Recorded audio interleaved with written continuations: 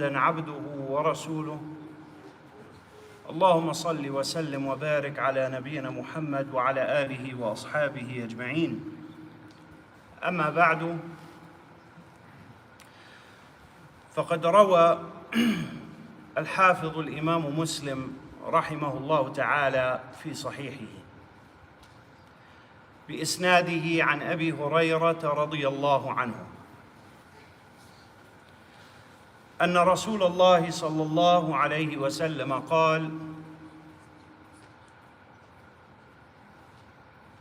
لا تناجشوا ولا تحاسدوا ولا تباغضوا ولا تدابروا وكونوا عباد الله إخوانا. التقوى ها هنا، وأشار إلى صدره ثلاثا: بحسب امرئ من الشر أن يحقر أخاه المسلم، كل المسلم على المسلم حرام، دمه وماله وعرضه. This narration has been collected by Imam Muslim, rahimahullah, on the authority of Abu Huraira. We mentioned last night Abu Huraira, his name is Abdul Rahman ibn Sakhr al-Dawsi, radiyallahu anhu. He's from a region in the Arab Peninsula referred to as Daws, and he passed away in the year 59 after Hijrah. He became Muslim during or right after the Battle of Khaybar.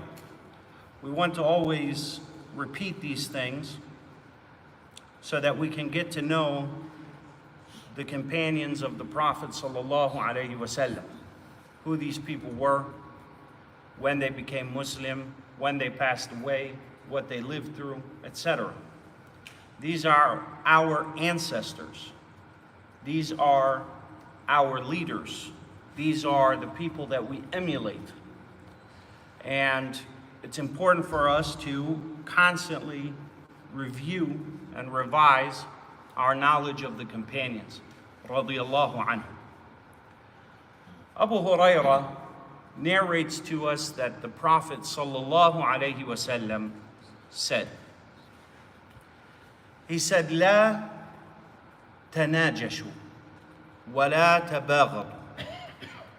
First two statements he made, he said, do not raise prices on one another, and do not hate one another or despise one another. What's meant by a najash, this is a type of bargaining that is used to either raise the price on a customer to harm them, or raise a price for a merchant at the expense of the customer in order to benefit him. This could happen at auctions. This could happen usually wherever there is competition, if you will. And so any time that a person raises a price beyond what is reasonable at the expense of anyone, really, but especially his Muslim brother, this now becomes a type of transgression that a person makes against his brother or at the expense of his brother. This is what is referred to as price gouging. This is something that is not only impermissible, but it's something that has such little benefit with such great destruction. And think about it. You make an extra 5, 10, 500, 1,000, whatever, dollars, at the expense of what? Eternal enmity from this person. You have now burned that bridge. You have set up for yourself an enemy. For what?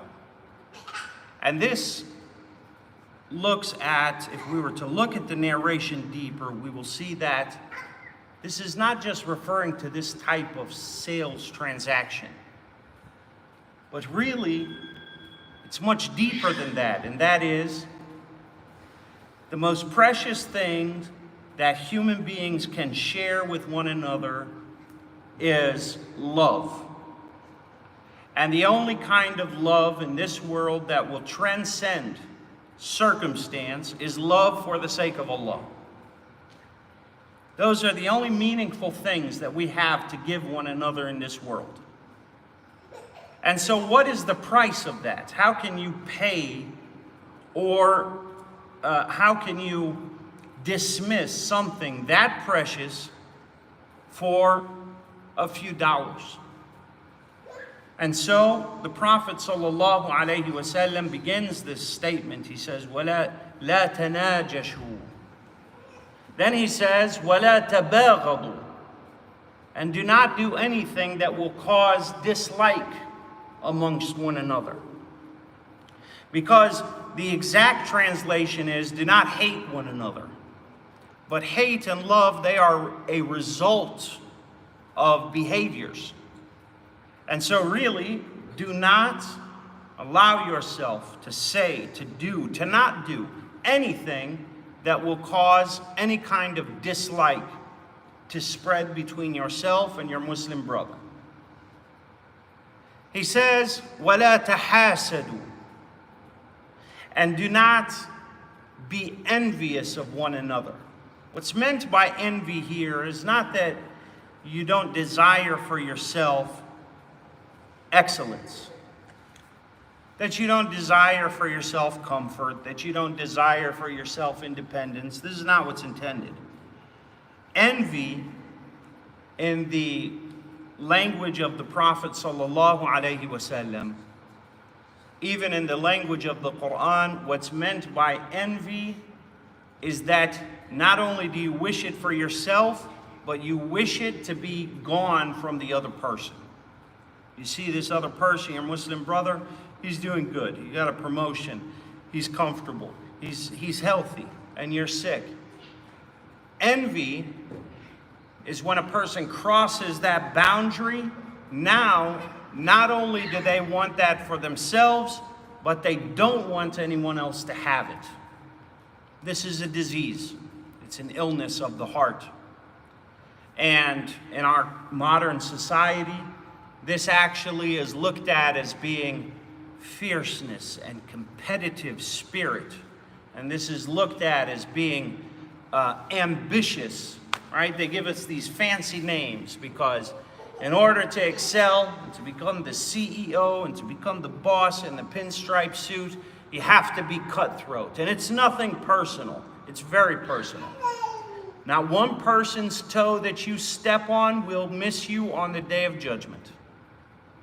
Don't think that it ends with death, or it's all okay in the grand scheme of things. So-and-so crossed paths with you, and you did him wrong, and now he's gone. That was 20 years ago. That was 50 years ago. Allah subhanahu wa ta'ala tells us, وَيَوْمَ يَبْعَثُهُمْ كَأَن لَّمْ يَلْبَثُوا إِلَّا سَاعَةً مِّنَ النَّهَارِ يَتَعَارَفُونَ بَيْنَهُم. He tells us on the day when Allah subhanahu wa ta'ala يَوْمَ يَحْشُرُهُمْ كَأَن لَّمْ يَلْبَثُوا إِلَّا سَاعَةً مِّنَ النَّهَارِ. That on the day when Allah gathers all the creation, all of the people, it will be as if they were only in the world and in their graves for a moment. And they will be resurrected, and they will pick up right where they left off in the dunya. As if no time passed. Millennia could have passed. But a person will pick up on that day right where they left off. Just because a person is out of sight doesn't mean he's out of mind. And when you reach where you want to reach, perhaps there's that one person in your past who raises his hands at the right time, in the right place, with the right heart, and raises his hands instead of to make dua for you, he makes it against you, and that is the beginning of your end. It's not just happened to one or two people. Allah subhanahu wa ta'ala has said that the dua of the oppressed He says, subhanahu wa ta'ala, there is no veil between the supplication of the oppressed, between him and Allah subhanahu wa ta'ala's answer. And he says, I will fulfill it even if after a while. Eventually, all oppression will be set to zero again.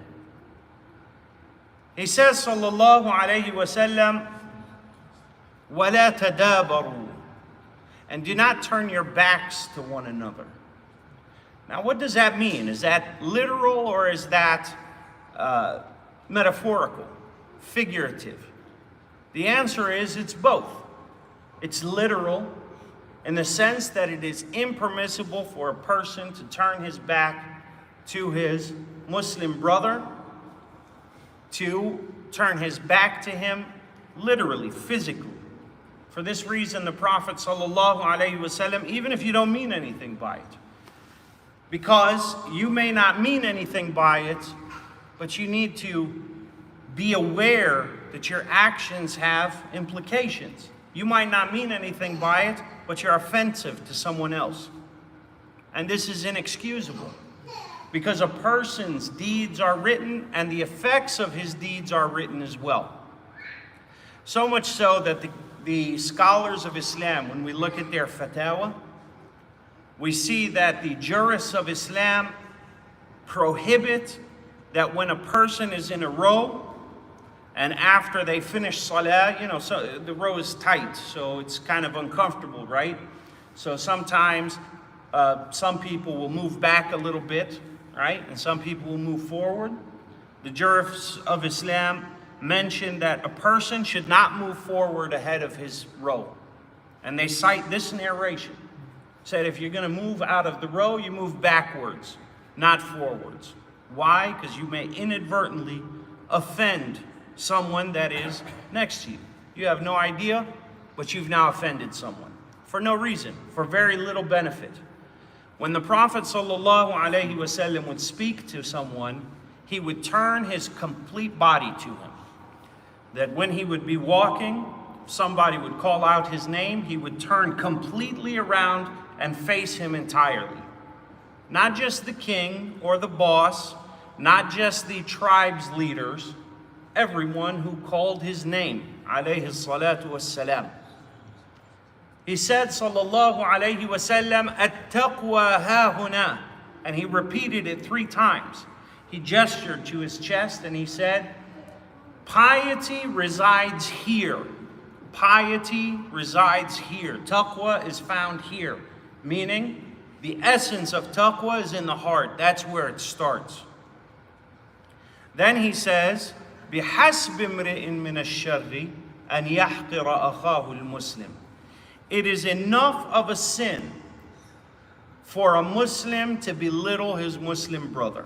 Meaning, بِحَسْبِ امْرِئٍ مِّنَ الشَّرِّ. What this means is that if we were to imagine a man who has no sins at all, completely pure, does everything, but this is his one sin, is that he belittles another Muslim, that is sufficient enough for him to be dispraised by Allah and His Messenger. That's enough of a sin.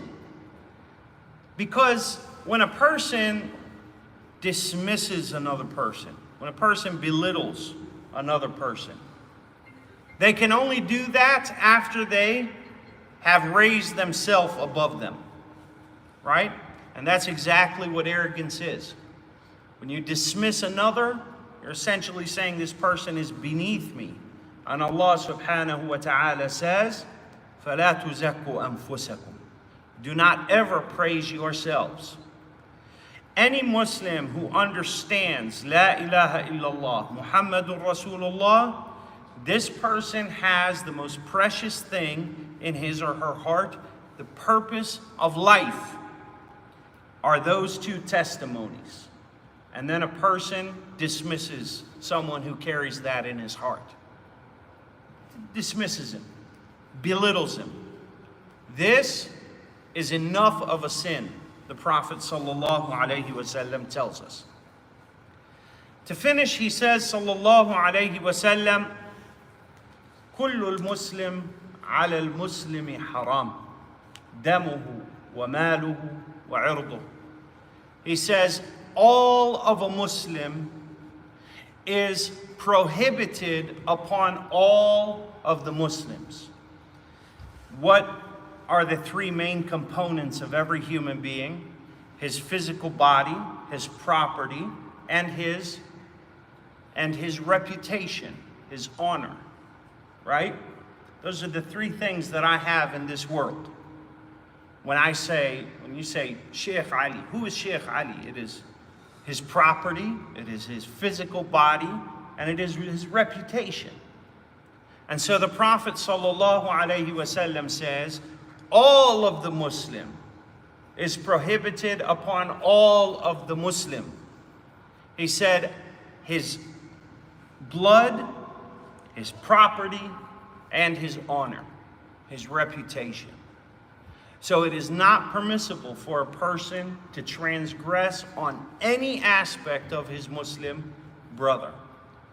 This is not just all human beings. Sometimes we live in a non-Muslim society as a minority of Muslims, and so we find it pertinent to say, we don't transgress against any human beings. That's correct. But that doesn't mean that all human beings are the same. To the Muslim is different. He has a higher level of respect and rights from his Muslim brother than any other person. All human beings have a type of sacredness, but the Muslim is at the peak of that. We ask Allah subhanahu wa ta'ala that He bless us with true brotherhood, sisterhood. We ask Him subhanahu wa ta'ala that He make us of those who love one another for His sake. Wallahu a'lam wa sallallahu wa sallam ala nabiyyina Muhammad wa ala alihi wa ashabihi ajma'in walhamdulillahi rabbil alameen.